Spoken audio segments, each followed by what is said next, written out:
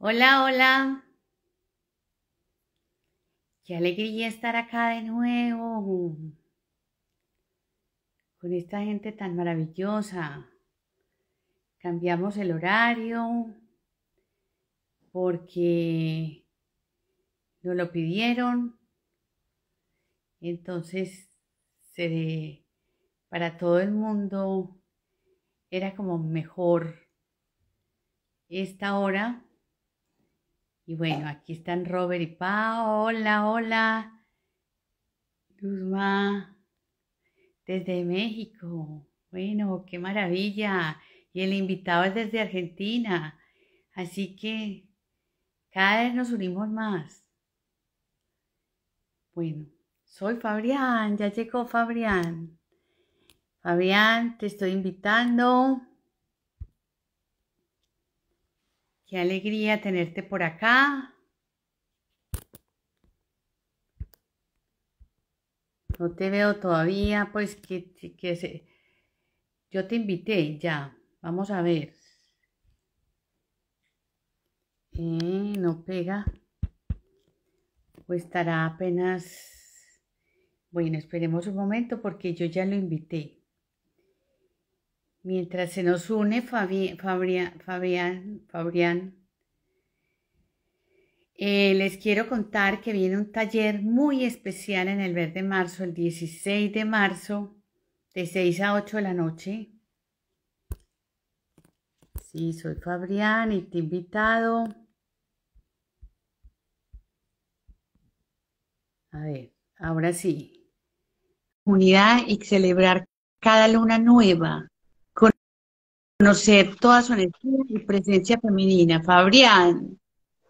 Fabricio, hola Clara. Fabricio, ¿cómo está? ¡Qué alegría! Es ¿Cómo un honor está? Buenas tenerte noches. acá. Es un Muchas honor. gracias. Muchas gracias, muchas gracias.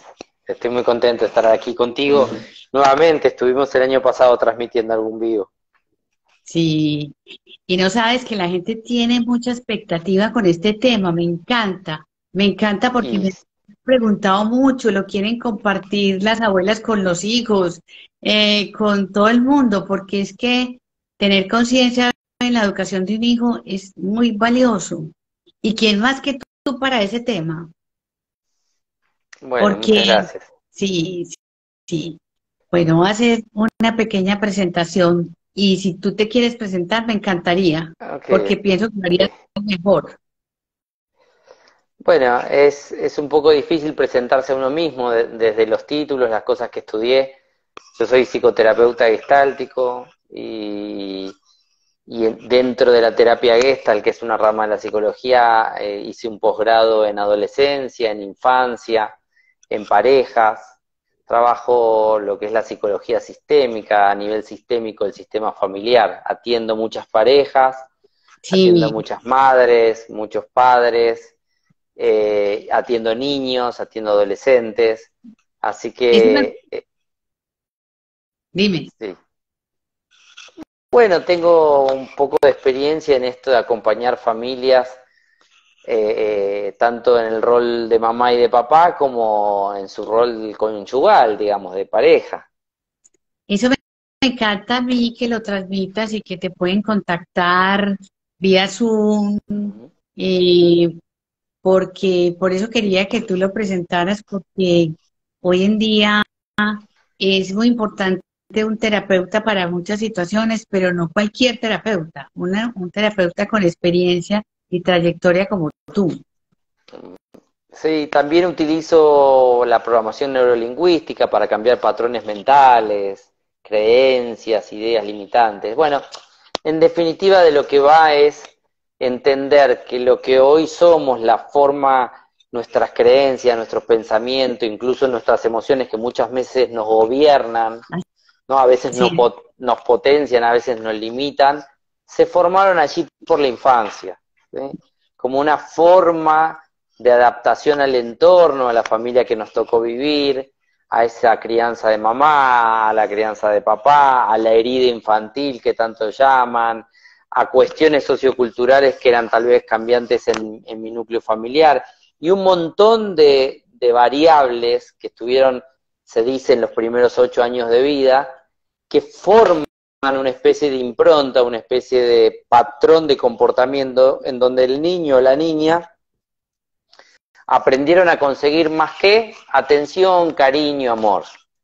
Eso no significa que lo hicimos siempre de una forma color de rosa. Tal vez aprendimos a obtener más cariño y amor siendo víctima, enfermando, lastimándonos, dando lástima, dando pena. Entonces, sí. Pero lo importante es cuál fue el patrón, el carácter o la estructura de personalidad que se grabó en ese intento adaptativo que hizo el niño o la niña para poder conseguir mayor atención de su familia. Y ahí comienza lo que es el patrón de personalidad.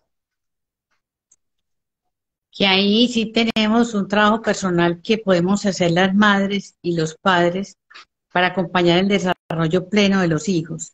Y en eso tú nos vas a dar una orientación. Y vas a tener un taller también que más adelante hablamos. Tal cual. Pero por el momento, tal cual. Sí, mi especialidad de estudio en los últimos años ha sido justamente cuáles son los condicionantes y las diferentes estructuras de personalidad que se forman en la infancia. Y por qué se graba la herida como se graba, dando origen de la herida infantil, dando origen a nuestra forma adaptativa, que es la personalidad, el yo con el que hoy me identifico. Te voy a poner un ejemplo para no hacerlo tan técnico.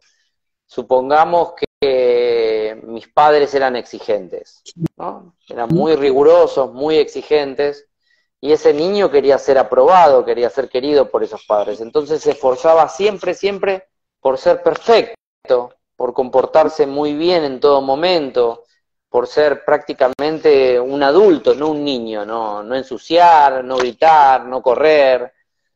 Y entonces todos esos impulsos que tienen los niños de hacer travesuras, de gritar, de saltar, de jugar, lo fue apretando en su cuerpito porque no se podía permitir ser incorrecto.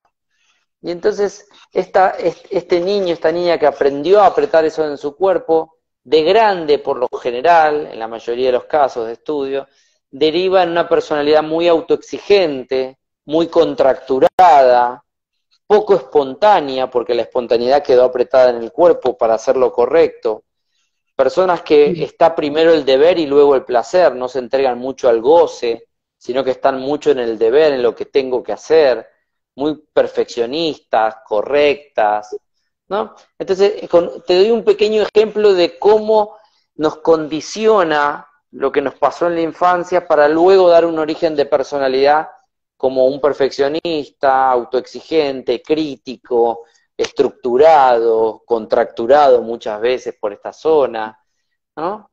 Entonces, otro ejemplo, una infancia en donde tal vez el niño o la niña estuvo muchas veces cerca de la muerte, por ejemplo, problemas asmáticos, y entonces sintió que por momentos le faltaba el aire y iba a morir, o enfermedad o internaciones en hospitales o accidentes, y entonces ese niño percibe que el mundo es un lugar peligroso, es un lugar en donde la vida es frágil, en donde la vida no está asegurada, y entonces va a andar en el mundo intentando ser precavido, precavida, ¿no?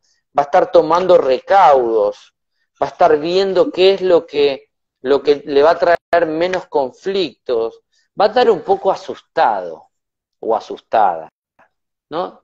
Por esto y esas consecuencias las vemos de adultos, que es lo y de adultos luego lo vemos como estas personas inseguras, o que les falta confianza y que la vida es bendita, sino que esto es como una jungla y me tengo que cuidar. Claro, es que de chico tal vez lo percibieron así, percibieron que había muchas amenazas, muchos peligros. Si a esto le sumas una madre o un padre que le dice, cuidado con esto, te vas a caer, te vas a lastimar, esto es peligroso, esto es peligroso, esto es peligroso, si haces esto... Claro, percibió un mensaje de que el mundo es un lugar muy amenazante, y entonces sale y se adapta para ser hipervigilante, ansioso, precavido, para ver que nada se salga de control, Y entonces de grande tenemos a estas personas inseguras, que andan con mucho miedo a enfermar o mucho miedo a muchas cuestiones, tratando de tomar muchos recaudos, ¿sí? Súper vigilantes, súper precavidos y tratando de controlar, controladores, porque no puede nada salirse del lugar porque viene la catástrofe. Ay, sí, qué Te estoy dando horror. Sí, pero algunos ejemplos de cómo genial, condicionan. genial los ejemplos, genial, es mejor así, pienso yo. Entonces, podemos ver en los patrones de la infancia, que se graban en la infancia, cómo luego dan origen a personalidades a cuestiones neuróticas de la personalidad, limitantes muchas veces. Por supuesto que podemos de grande hacer una potencialidad de cada una de esas limitaciones, pero mientras estén en el subconsciente, mientras sean un patrón que se grabó en la infancia o desde la herida infantil, claro que va a ser condicionante, va a ser automático, va a ser repetitivo, compulsivo. Entonces, cualquiera de los que nos está viendo, nos está escuchando, puede poner aquí, bueno, y la personalidad tal, y yo les cuento más o menos en mi estudio qué tipo de infancia suele originar o qué cosas en la infancia a veces suelen originar cierto patrón de personalidad. Así que si quieren escribir en el chat, hay algunas preguntas o ejemplos que quieren que dé, porque digo, el espectro del escenario del sistema familiar da muchos tipos de personalidad, da origen a muchos estilos de carácter. Y por eso es que hoy en día tenemos que tener conciencia más la gente que está educando, porque a nosotros nos tocó otra época donde no teníamos el privilegio que hay hoy en día de tomar esa conciencia, ¿cierto? De guiarnos por alguien como tú que nos orientara. Tal cual, tal cual. A ver, yo no soy un genio, simplemente que he estudiado mucho de esto y he atendido muchos casos.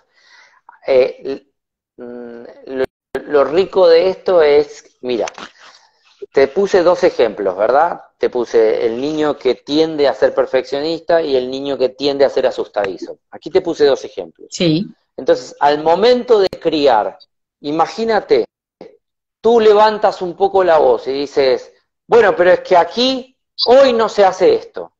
¿Cómo lo va a recibir un niño que tiende a tomar la instrucción para ser perfecto? ¿Y cómo lo va a recibir un niño que tiende al miedo? ¿Cómo crees que un poco de un tono elevado de voz lo va a recibir uno y lo va a recibir otro? pues uno con miedo y el otro cohibido. Exacto. Uno va a reprimir, ¿sí?, lo que siente respecto a eso y el otro se va a asustar, ¿no? Claro, claro. Entonces, saber cuál es el patrón de personalidad que van desarrollando nuestros hijos nos ayuda a poder tener una crianza más asertiva, más efectiva, más amorosa. Porque no es lo mismo hablarle, incluso entre hermanos, no es lo mismo hablarle a un niño que es inseguro de por sí, a un niño que es introyector, estos niños que tragan las instrucciones y quieren ser perfectos. No es lo mismo. No es lo mismo la flexibilidad que hay que tener con un niño que tiende al perfeccionismo que con un niño que tiende a la rebeldía. No es lo mismo. Ponme un ejemplo de cómo orientarías una situación en uno y en el otro.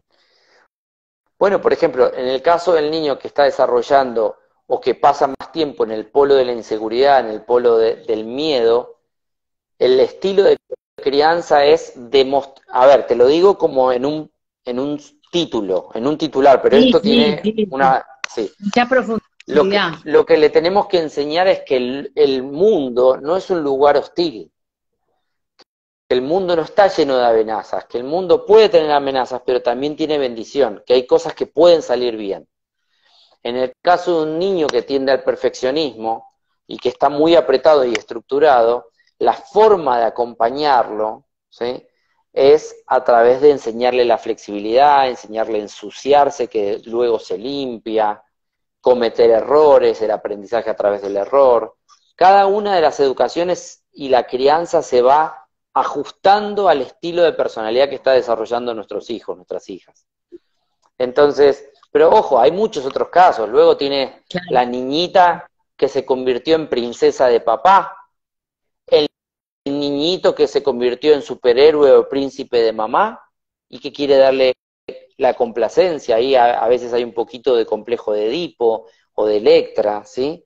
Entonces, la niña que se convierte en la princesa de papá, bueno, va a competir un poco por ese lugar con la madre, y entonces a veces la relación de esas niñas no es buena con la madre, y encima salen a la vida buscando en los hombres ese hombre ideal, perfecto que era papá.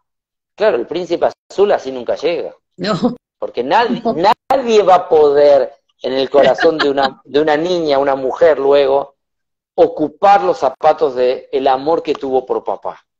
Entonces, claro, sí. ningún hombre da con la talla. Estoy poniendo un ejemplo en lo femenino, también podría ser en lo masculino, en estos hombres que buscan una mamá perfecta en la pareja. Ujú. Digo, nos termina condicionando en muchos aspectos de la vida y por eso es muy importante poner conciencia, poner luz en qué estilo de personalidad, qué carácter, cuál es la estructura de personalidad que se está formando en nuestros hijos, en nuestras hijas, en los niños, para poder criar asertivamente, ¿no? Darle como la medicina justa para cada uno de los casos. De eso trata un poco mi taller o mi formación de crianza consciente a través del eneagrama. El eneagrama es una herramienta que describe estilos de personalidad, esto que digo, el tipo de carácter de las personas, pero va más aplicado a cuál fue el origen, cuál fue la génesis, cuál fue el origen en la infancia de cada uno de los estilos de personalidad que luego vemos por el mundo. Si Pero, alguien en los chats quiere hacer alguna pregunta, escribir, bienvenido. o sea, el eneagrama te ayuda a tratar el bloqueo, la dificultad de raíz. Sí, el eneagrama lo que habla son de 9 grandes tipos de personalidad. En esto que te decía, el perfeccionista, el que busca privilegios, el que busca ser exitoso. Pero más allá de eso, lo interesante es ver cuál es el origen de la estructura de personalidad en la infancia. Y de eso se trata mi formación de 3 meses, que se llama Crianza Consciente a través del eneagrama. El eneagrama de la personalidad es simplemente 9 arquetipos de personalidad, 9 tipos, estilos de personalidad, formas de estar en el mundo, de sentir, de pensar, ¿no? Carácter, conducta, este tipo de cosas, ¿no? Es simplemente utilizar la herramienta para poder entender y estudiar bien la infancia y la crianza. Pues yo creo que es un taller que no solamente es para los padres, para los abuelos también, porque los Claro que sí, abuelos también jugamos un papel importante, ¿cierto? Hoy en día. muy importante, muy Una importante. tía soltera también, pues incluye mucha gente, porque estos participan de la educación del niño. Tal cual, tal cual. El sistema familiar no solo incluye al núcleo chico, que es mamá, papá, los hermanos, sino que luego en el siguiente círculo incluye a los abuelos, los tíos, los primos. ¿Sí? Sí, Y también depende de la convivencia. Si alguno de los abuelos convive en el núcleo chico, bueno, eso forma otro tipo de sistema familiar, porque ahí la madre del niño es madre e hija a la vez. Y entonces ah, los roles a veces se confunden un poco. claro, claro. Entonces, es muy importante estudiar en el sistema familiar. En la terapia sistémica se dice que cuando un componente del sistema cambia, es decir, cuando entra la abuela o sale la abuela del núcleo familiar, en este caso, no es el mismo sistema que cambió, sino que se genera un nuevo sistema familiar. Así de importante es. Es como si yo te dijera, si yo a un auto le quito una parte, no es Sí, la misma máquina, pasa a ser otra máquina, funciona de otra claro, manera. Ok, esto es igual. En un sistema familiar, si tú cambias uno de los componentes, se separan los padres, fallece un hermano, fallece la madre o el padre, o entra el abuelo o entra la abuela a vivir con ellos, o entra el tío, la tía, lo que sea, ya el sistema familiar cambia.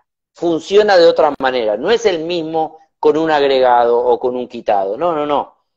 Se redistribuyen todos los roles de vuelta. Entonces, cuando el abuelo y la abuela están conviviendo en la casa, ahí se produce algo porque el padre o la madre están siendo hijos y padres a la vez. claro. Entonces suele invitar a confusiones. Totalmente.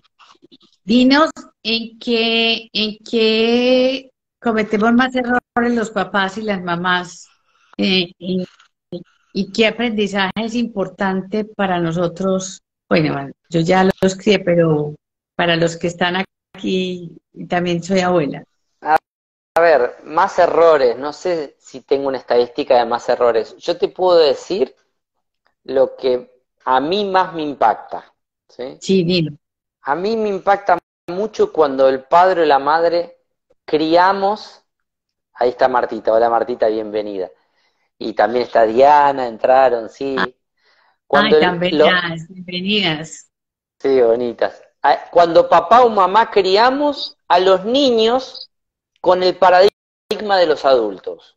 Esto es algo clave para mí en la crianza. Es decir, cuando con mi mente de adulto quiero bajarle una información al mundo de los niños, donde es completamente distinto. Claro, Es decir, cuando quiero, en lugar de comunicarme y criar y formar a un niño, entendiendo su estructura mental, psicológica y de personalidad de un niño en un mundo de niños, quiero bajarle información del mundo de los adultos, es decir, criar un pequeño adulto. Y sí, el no te niño deja- no es un pequeño adulto, no puede no, para manejar nada. las mismas variables. No, no, y no le permiten vivir la infancia. Y ahí es donde está que se confunde esto de exigir que un niño se comporte como un pequeño adulto. Y esto trae muchos trastornos, de muchos tipos, ¿sí? De muchos tipos.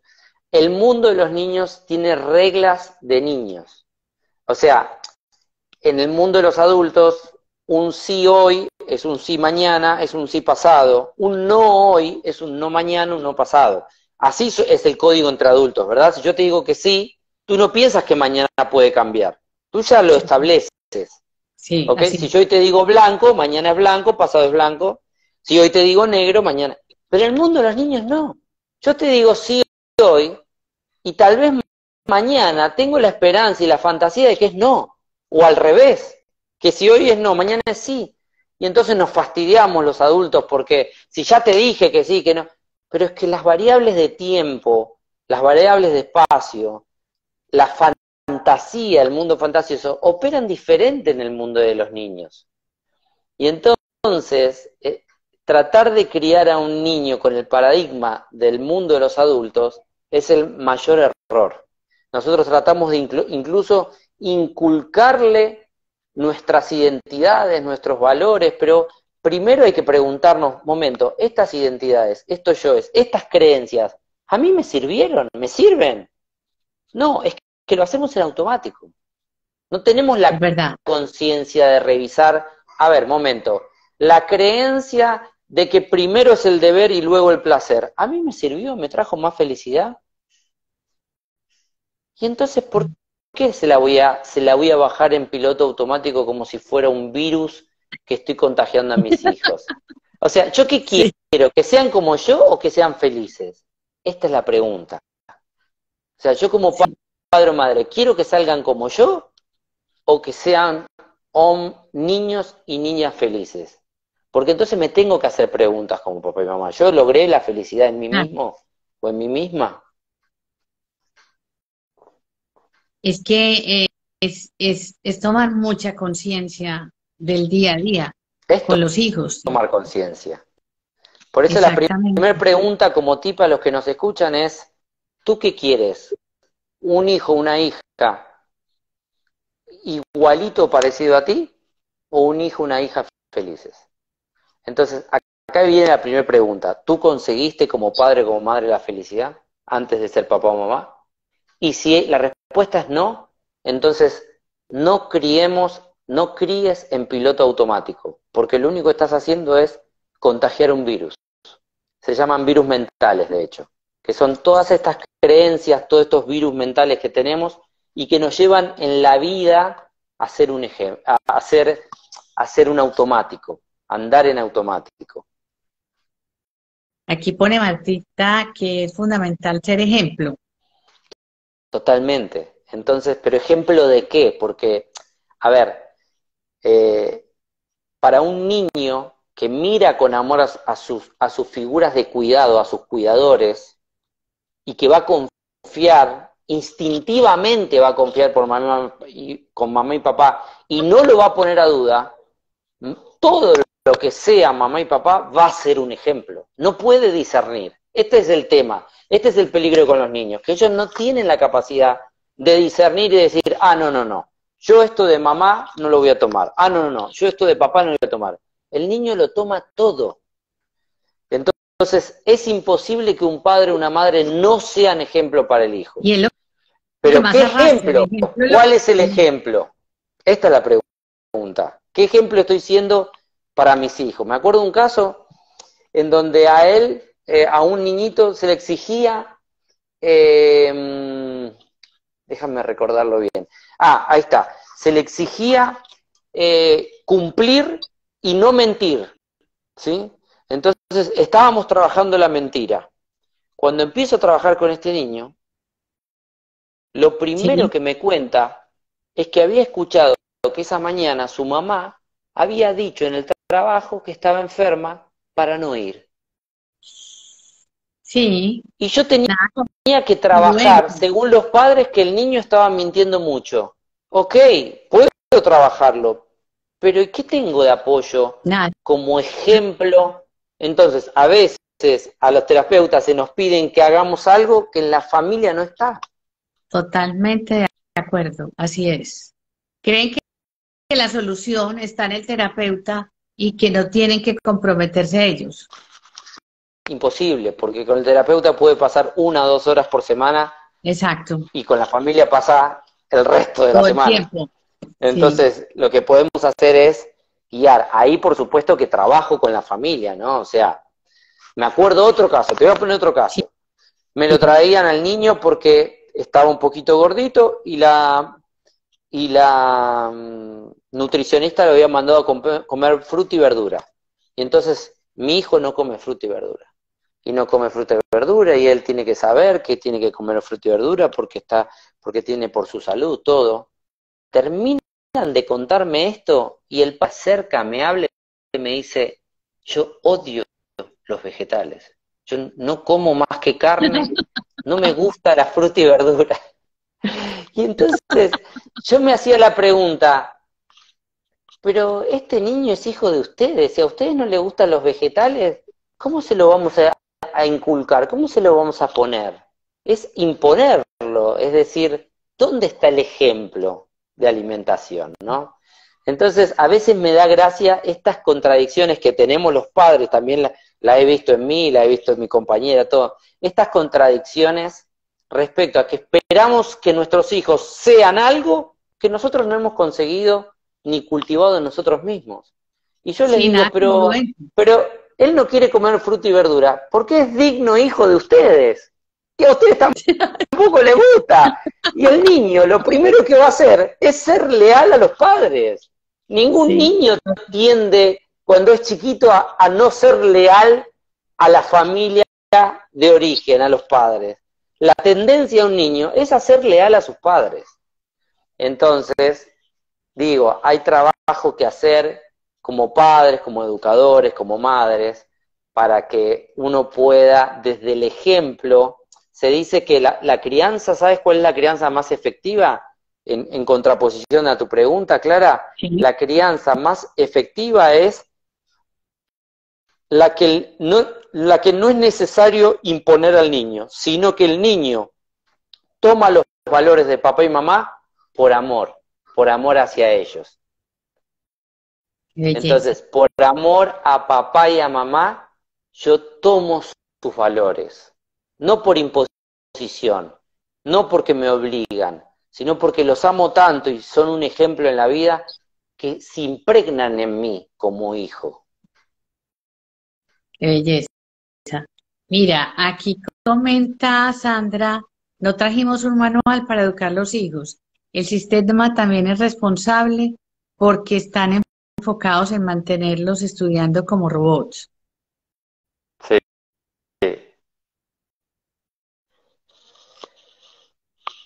Muy bien. Sí, Bueno, es en general, verdad que socioculturalmente estamos bastante retrasados en lo que es la educación con conciencia, en lo que es acompañar las emociones de los niños. Los niños pueden pasar por muchos estados emocionales en muy poco tiempo y a veces eso a los adultos nos desconcierta, ¿sí? Es mucho más espontáneo, el centro emocional de un niño es muy espontáneo, es muy rápido, es muy veloz y eso a veces a los padres, a las madres nos desconcierta un poco, nos confunde. es cierto. Bueno, aquí Bueno, hay otra pregunta. Dice Martita, que me interesa ahí de sus comentarios, en general las mujeres no hemos aprendido de niñas a cuidarnos, hemos aprendido a postergarnos, aunque las madres quieren que nos hagamos valer. así Esta es es. otra de las contradicciones, ¿no? Hazte valer, o por un momento el mensaje de hazte valer, eh, eh, eh, pon tu posición, no te dejes abusar, no te dejes pasar por arriba, no te dejes pasar por delante, pero luego cuando el niño o la niña quieren expresar enojo, quieren expresar frustración, cállese, no, Sí, no, nada de gritar acá. Y entonces, ¿cuál es el mensaje? ¿Me tengo que hacer valer en lo que siento o me tengo que chito la boca, callar la boca? Entonces, hay que tener conciencia, ¿no? Porque la sí, contradicción es muy dañina, muy perjudicial en la crianza. La contradicción de los padres, totalmente, padres, totalmente. madres, ¿no? Cuando digo padres es genérico. Oye, cuéntanos experiencias de como terapeuta en el acompañamiento de crianza consciente. Como que has logrado allí? Me imagino Bueno, muchísimas cosas. en el taller de crianza consciente analizamos las estructuras de personalidad de los chicos, es decir, aprendemos con muchos ejemplos prácticos, yo charlo mucho de casos de consulta, aprendemos cómo se forma la estructura de personalidad y lo que hay de fondo, es decir, los miedos fundamentales, las creencias núcleo, qué es lo que se graba en los niños y en las niñas que luego llevan a formar una tendencia, un estilo de personalidad y cómo desde adultos también nos revisamos nosotros en nuestro estilo de personalidad, en qué nos pasó en la infancia, este es el chiste de este taller que es una invitación a una crianza consciente, pero luego terminamos revisando la propia, ¿no? La propia infancia. Y la idea para los padres, para las madres, es darle herramientas de acompañamiento a los niños y y a los padres, digamos, y a las madres para acompañar a los niños y a las niñas de una forma más ad hoc, ¿viste? Cuando se dice a medida. No, a ver, a todo el mundo hay que ponerle un límite firme. Y yo te estaba dando el ejemplo del que es muy inseguro, un límite firme lo puede recibir como una amenaza, entonces el niño se asusta, ya en el miedo se disparan ciertas hormonas que cierran neurotransmisores y que evitan, o sea, que distorsionan el aprendizaje. Entonces, a ver, la crianza consciente es una crianza a medida, es decir, homeopática, es como decir, a ver, no puedo criar a mis 3 hijas, yo tengo 3 hijas, a las 3 hijas criarlas igual, hablarles del mismo modo, bajarle, porque cada una tiene su forma Un de mundo diferente. percibirlo. Entonces, en la crianza consciente lo que hacemos es analizar, ¿no? Cada uno de los patrones que conforman el yo psicológico, cada uno de los ingredientes que tienen, ¿no? El que es más crítico, el que es más flexible, el que hay miedo de fondo, el que busca el privilegio, el que busca ser mirado, el que busca dar lástima, el que se sitúa en la víctima. Cada una de estas variables, cómo están nuestros hijos y cómo se aborda, cómo se atiende, cómo se potencia o se libera, flexibiliza cada una de estas estructuras de personalidad. Esto es la invitación de mi taller que dura 3 meses, nos vemos todas las semanas con clases en vivo, una vez por semana, 2 horas, y bueno, es la invitación a que se unan a mi taller y podamos aprender de la crianza consciente. ¿Cuándo comienza tu taller? A mediados de marzo, el 16 de marzo, tenemos la charla informativa y ya el 23 de marzo, si no me equivoco, no sé si 15 o 16, ahí tendría que haber el almanaque, ya tenemos la primer clase. Y luego son una clase semanal de 2 horas los días miércoles, una clase semanal de 2 horas en vivo conmigo, en donde vamos a ver parte de la teoría, vamos a hacer algunas dinámicas para practicar lo que vemos, y luego va a haber consulta durante 3 meses. Son 14, 15 clases, casi 30 horas de formación. Si la persona por casualidad no puede asistir, tú le mandas la grabación si se inscribió en el curso, en el taller. Si la persona no puede estar a una de las clases, hay una plataforma educativa en donde siempre están las grabaciones disponibles, 24/7, que van a tener las grabaciones, y también está el material didáctico, los PDF, para estar ahí. Y además, recuerda que para tu audiencia, para tu comunidad, hay un bono del 15% de descuento. Sí, Sí, sí, sí. para los que se unan. Ya iba a decir, todos los que se inscriban con talleres de luz y amor. Simplemente al comprar en mi página web www.soyfabriemt.com, cualquier cosa, arriba está mi Instagram y van a ver ahí la publicación. Cuando compran el curso ponen talleres de luz y amor en el código de descuento y ya les regala un 15%. Qué maravilla. Gracias, gracias. Y también con nosotros se pueden encontrar la información y damos total el apoyo al taller que nos parece fundamental. También estaremos en nuestra página haciéndole publicidad a tu taller. Genial. Bueno, mira, aquí hay otro comentario y después los adolescentes se vuelven fiscales de congruencia de sus padres y aparece el adolescente rebelde que no los ve, no ve los padres como autoridad por su falta de congruencia, ¿no? Bien, bien. Muy buena pregunta. A ver, el adolescente puede pasar, a ver, como se trabaja con niños es de una forma, como se trabaja con el adolescente es de otra forma. El niño per se va a tratar de ser leal a los padres, es decir, mira, ve, oye, percibe y escucha y lo toma. En algún lado queda del niño o de la niña, ¿sí? Incluso a nivel subconsciente. Incluso hay cosas, por ejemplo, para mí de adulto, dice una mujer, el sexo es tabú. Y cuando revisamos su infancia no se hablaba de sexo en su casa, pero cuando alguien hablaba de algo un poco picante o de algo con un tono sexual o aparecía algo en la tele, el papá ponía cara, solo cara, ¿no? Haciendo una regresión con un trabajo de PNL, ¿sí? Recuerda las caras del padre. Fíjate, no fue un mensaje explícito. Solo en el rostro que ponía el padre bajó el gesto, bajó la instrucción de el sexo no es bueno, es tabú, etcétera, bueno, y después seguimos trabajando ese tema. Entonces, digo, hay mensajes explícitos, hay mensajes implícitos, pero el niño y la niña captan todo y todo lo toman. Luego, en la adolescencia se trabaja distinto, porque la adolescencia es la frontera de contacto, es decir, el adolescente naturalmente va a buscar diferenciarse del mundo adulto. Es el momento en que el niño venía tomando todo de los padres, pero para dar el paso y pasar a ser adulto necesita decir, ok, pero ahora yo del mundo adulto me diferencio, tengo que ser algo distinto, ya no puedo seguir chupando todo como una esponja, tragando todo, necesito deglutir, vomitar algunas cosas que ya no me sirven y que no quiero ser como mis papás, por supuesto que en el interior quedan, ¿eh?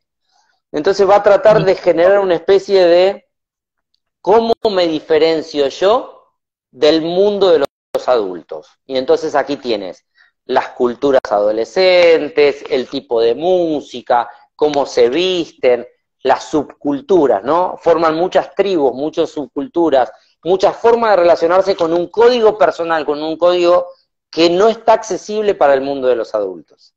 Porque ellos lo que están buscando es ¿cómo hago mi camino de diferenciarme de papá y mamá?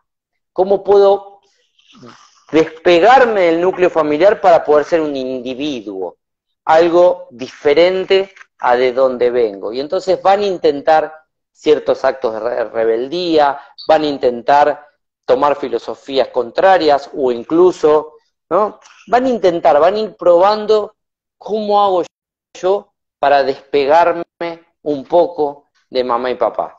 Y ya cuando somos adultos, si Dios quiere, y sanamos con mamá y papá, volvemos a integrarlos. Pero bueno, el caso de la adolescencia es un caso, es una etapa en la vida que suele tener este tipo de cosas, ¿no? Estas ganas de diferenciarse y de ser algo distinto que papá y mamá. Y ahí viene la rebeldía adolescente y los conflictos y que no nos entendemos y todas estas cuestiones. Y sobre todo que a veces los padres se horrorizan. Llegó la adolescencia, qué horror, entonces Es que entran no en es fácil la pánico. adolescencia, No es, esa es la verdad. no es fácil, totalmente no es Sí, fácil, pero si los padres entran con temor es peor el choque. por supuesto, porque, bueno, acá está el choque, tú lo dijiste, es que si uno como padre o madre entiende que la adolescencia es un momento de choque del yo psicológico infantil con el yo psicológico adulto, porque en el medio no se ha creado nada, y entonces es un momento en donde se encuentra mi yo infantil con las ganas de ser un individuo adulto, entonces eso genera mucho quiebre en la persona.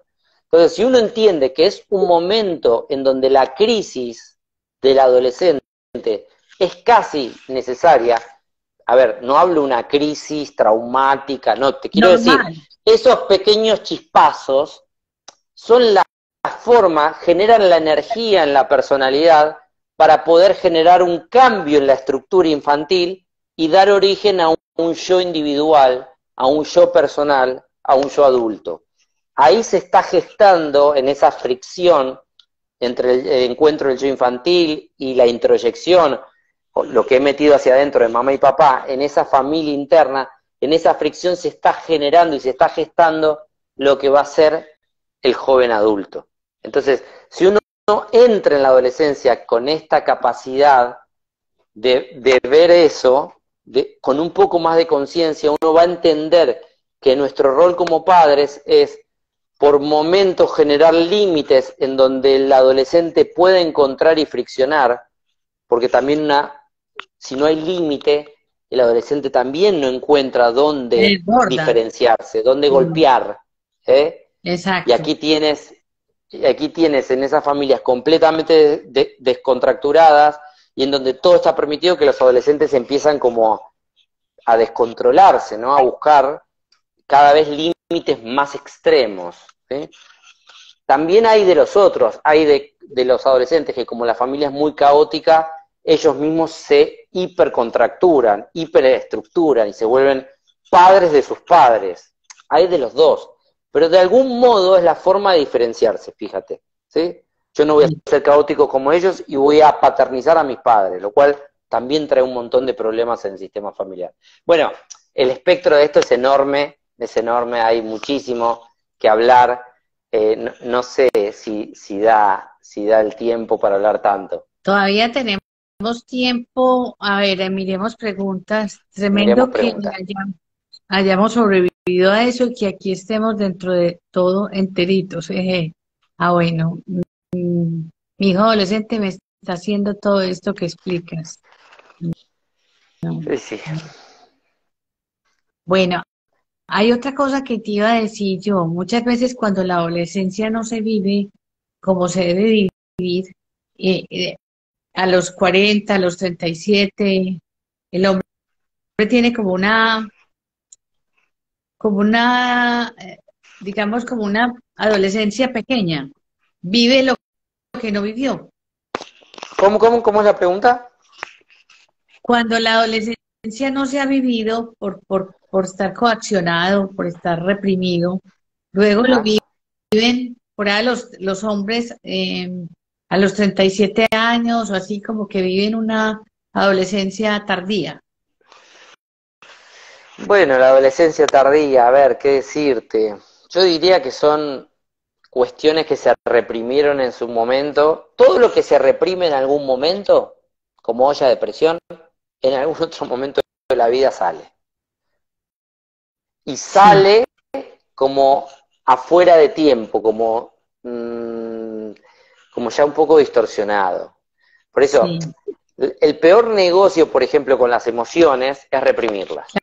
Porque claro, cuando salgan, van a salir de un modo o exabrupto o por otro lado, ¿no? Si yo no te puedo expresar la ira a ti, no te puedo expresar el enojo, el día que salga contigo ya va a ser un rencor, un resentimiento, y es otra cosa, ¿sí? Si yo no te puedo decir lo que me pasa, el día que tal vez te tenga que decir algo que no tiene nada que ver, te lo voy a decir mal, porque en realidad está... Entonces, todo lo que no se vive o lo que no se permite expresar en algún punto trae a la larga o a la corta alguna distorsión. Eso es como una regla básica. Aquí había creo que una pregunta. Bueno, y cuando ya tomas la conciencia de la inconsciencia de tus padres, ¿cómo evitar convertirte en madre de tus padres? Todo un tema, ¿no? Hay que ver la edad, ¿no? Del que pregunta, porque, a ver, los trastornos del lugar, que es cuando un hijo asume el rol de madre o de padre, siempre traen muchísimo dolor, para el hijo y para los padres, ¿sí? Trae manipulación emocional muchas veces, trae atribuciones, atribuciones que no corresponden. Entonces, cuando uno se da cuenta que está paternizando a los padres, o cuando uno se da cuenta que está jugando un rol como de pareja o conyugal, de mamá o de papá, ¿sí? Porque le está haciendo de pareja o porque recibe todo eso, uno rápidamente tiene que tratar de generar la distancia necesaria, saludable, para volver al rol de hijo o de hija, ¿sí? Es muy importante asumir el rol.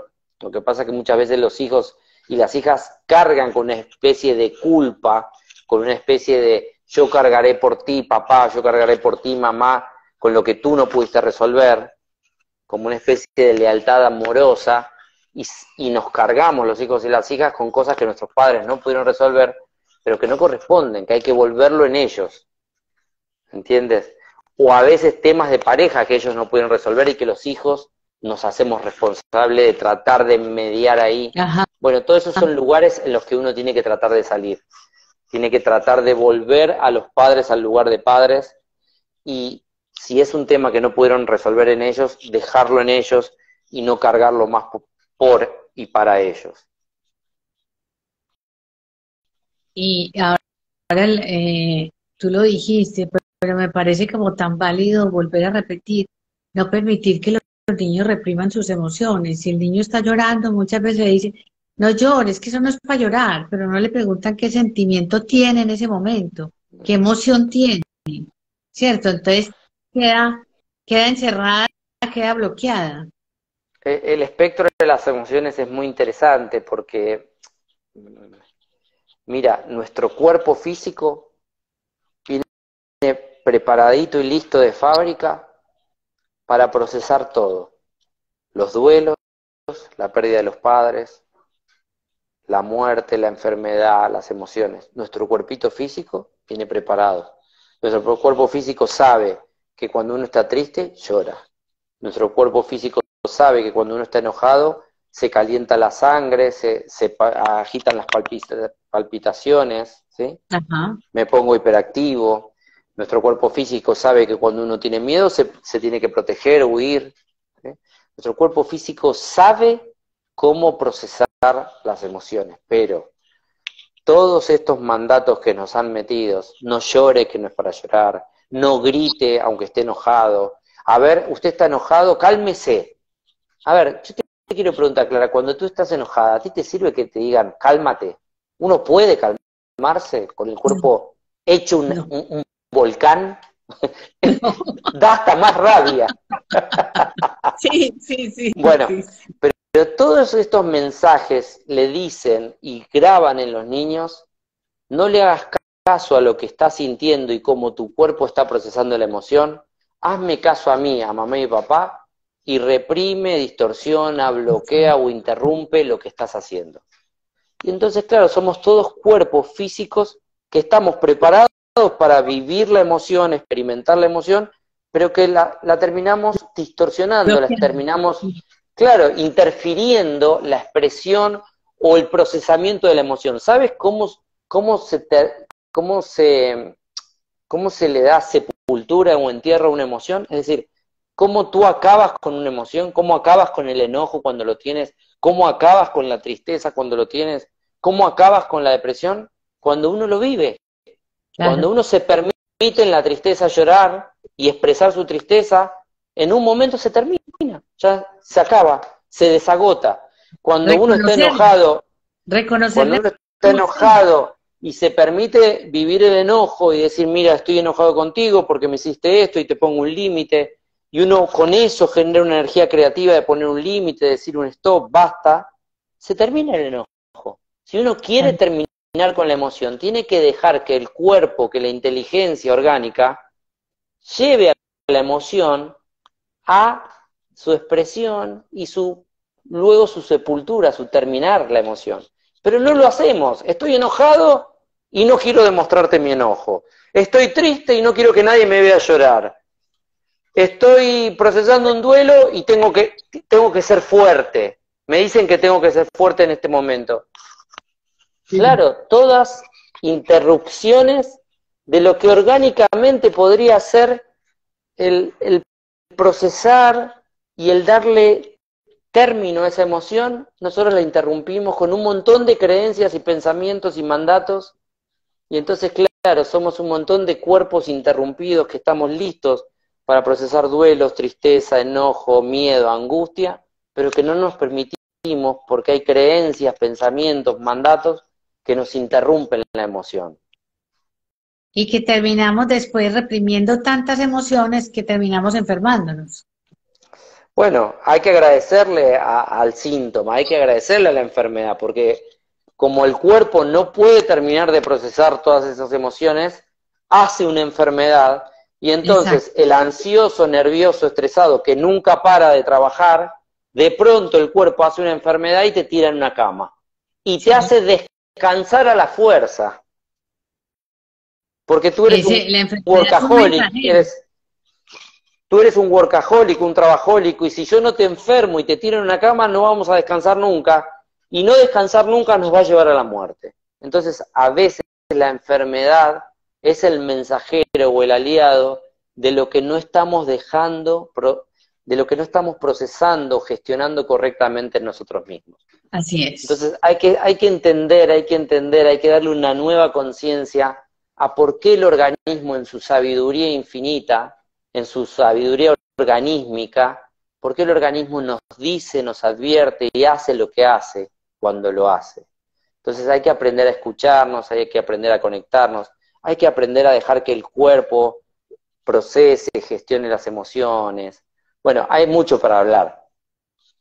Demasiado y mucho para aprender. Yo te digo sinceramente que te oigo y quisiera ser participante del taller. Sí, porque yo pienso que todos los días estamos para aprender y tomar conciencia en la educación de los hijos o de los nietos. Me parece algo muy valioso en este presente. Bueno, pienso que se pueden inscribir desde ya a tu taller. Sí. En mi página Soy Fabri MT ya está publicado en uno de los primeros posteos Crianza Consciente a través del Enegrama. En mi página web www.soyfabrimt.com también está publicado y tienen el programa de estudio, las fechas, los horarios, el valor, todo. Y si ponen el código Talleres de Luz y Amor, les hace un 15% de descuento a toda tu bendita y hermosa comunidad, Clara. Y siempre un eterno agradecido cuando quieras que charlemos. Vamos a hablar la semana que viene de la pareja consciente, ¿no? Sí, que ese es otro temazo. Qué alegría. Y mira, es que tenemos que trabajar en equipo porque todo esto se tiene que multiplicar para el bien de todos. Yo espero que sí, yo espero que esto de trabajar en equipo, ahí estaba Martita, la doctora Graciela Valela, tú, digo, hacer intercomunidad para de Sí, diferentes disciplinas traer mayor nivel de plenitud, de felicidad, de bienestar. Yo creo que se puede, ¿no? Interdisciplinariamente sí, sí, colaborarnos así es. mutuamente en lo que cada uno ha tratado de estudiar para poder progresar y llevar un poquito de bendición a esta vida que se ha vuelto tan difícil, ¿no? Y tan compleja también, ¿no? Desde tantos lugares. Y este es el año de las comunidades, de los grupos, de la unión. Entonces, Tal cual, tal cual. Confío entonces, en eso. sí, sí. Fabricio, Clara, mil quiero gracias. decirte que aparte de crianza consciente para madres, padres, educadores, terapeutas, yo tengo un curso que es particularmente para terapeutas, coaches y psicólogos, para profesionales que acompañan niños, que es recursos terapéuticos para trabajar con niños. Es decir, es un curso práctico de cómo yo jugando, lo hicimos con Silvia Charquero, otra psicóloga de niños de Uruguay, que es mi compañera de trabajo, cómo en el consultorio diferentes temáticas como el miedo, la ira, los duelos, a través del juego y de lo lúdico trabajamos con niños cada una de esas temáticas. Ay, Es qué una formación belleza, es una formación hermosísimo. más para profesionales que acompañan niños o niñas y se llama Recursos Terapéuticos para el Trabajo con Niños o Niñas. También está en mi página web y mi Instagram. ¿Y ese cuándo Ambos dos cursos son comienza? recomendados. También a mediados de marzo. Pero Bueno, te voy a contactar ese con una mujer de España que le va a caer como anillo al dedo lo tuyo. perfecto, perfecto. Bueno, Bueno, muchas gracias a todos los que se han conectado, muchas gracias por los mensajes, muchas gracias por las lindas palabras. Este video lo vas a dejar grabado, me pones como colaborador, me sí, etiquetas como sí, colaborador, sí, así se sí. replica en el mío. Y cualquier pregunta, consulta que tengan respecto a la infancia, lo que quieran, me lo dejan en los comentarios, nos los dejan en los comentarios y seguimos haciendo comunidad, ¿te parece? Sí. Y tú me mandas el post para empezarlo a publicar de lo tuyo. Claro que sí, Bueno, claro que un sí. abracito. Ahora Gracias, sí, gracias, gracias, gracias. gracias, Bueno, adiós. chao.